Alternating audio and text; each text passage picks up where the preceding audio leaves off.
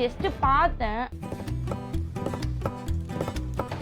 என்ன மேரேஜ் பண்ணிக்கோ நான் வேலைக்கு போதா டார்ச்சர் பண்ணாங்க. அப்படியே சரி வா பண்ணிக்கலாம் அப்படின்னு நான் கூட்டு போனேன். நீ தான் வேணும். சும்மா அது வந்து எங்க வீட்டுல கேஸ்ட் பாப்பாங்க.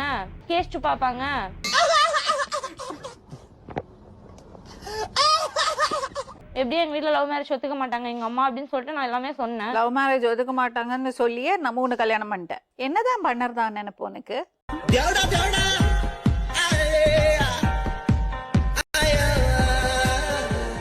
இவர் கூட நான் நல்லா தான் இது பண்ணிட்டு அனுசரிச்சுதான் போயிட்டு இருந்தேன். ஆனா இவர் தான் என்ன ரொம்ப டார்ச்சர் பண்ணி. நீ படிக்கவே இல்லையா?